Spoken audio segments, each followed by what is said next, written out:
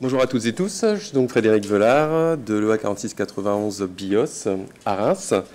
Je tiens, comme tous bien évidemment, à remercier le comité organisateur de nous avoir donné la possibilité de présenter notre équipe aujourd'hui. Donc cette structure est dirigée par le professeur Sophie Gangloff.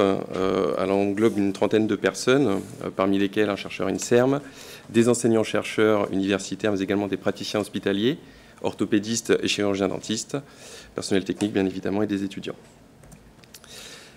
Notre équipe a deux thèmes majeurs de recherche. Le premier porte sur la bioingénierie du tissu osseux, avec des approches notamment de modélisation numérique, mais également synthèse, caractérisation de biomatériaux destinés principalement aux sites osseux, des approches de biologie cellulaire autour notamment de la différenciation des cellules souches vers un profil ostéoblastique, et également un certain nombre d'approches mécano-biologiques dont il y a déjà été question ce matin.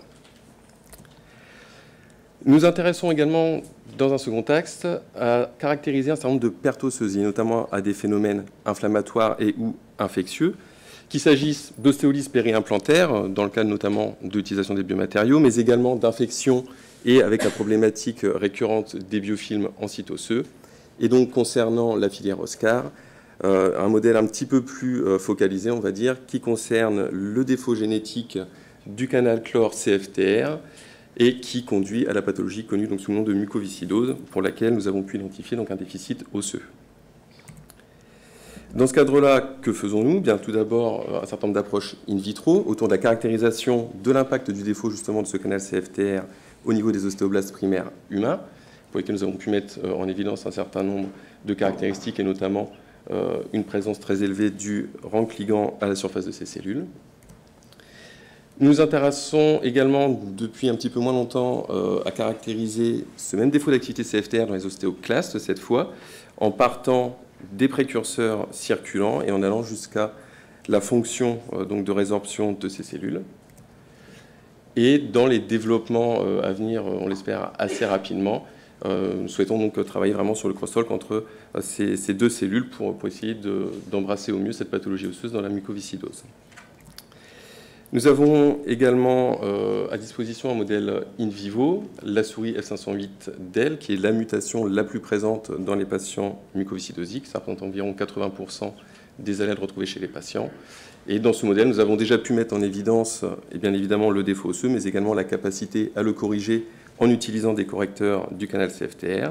Et c'est donc des études qui sont encore bien évidemment en route avec de nouvelles molécules.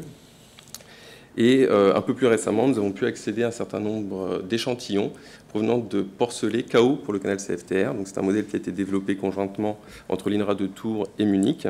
Et nous avons donc pu commencer à caractériser effectivement le phénotype osseux, avec notamment l'identification de problématiques autour de la BMD et d'aporosité, qu'elle soit corticale ou trabéculaire.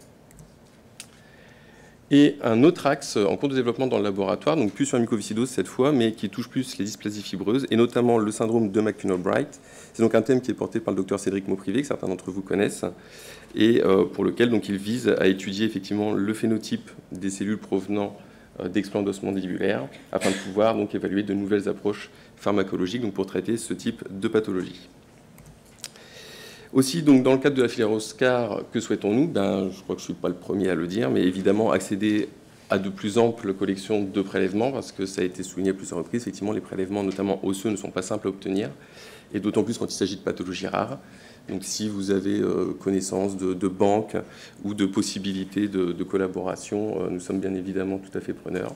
Ça reste vrai également pour les prélèvements sanguins. Pour l'un comme pour l'autre, vous pouvez le constater, on a déjà quelques collaborations en place, mais on tend à vouloir les élargir. Et puis, bien évidemment, le grand souhait pour nous en tant que biologistes, c'est de pouvoir corréler l'ensemble de ces données à des tableaux cliniques pour essayer de sortir donc, des informations les plus pertinentes possibles.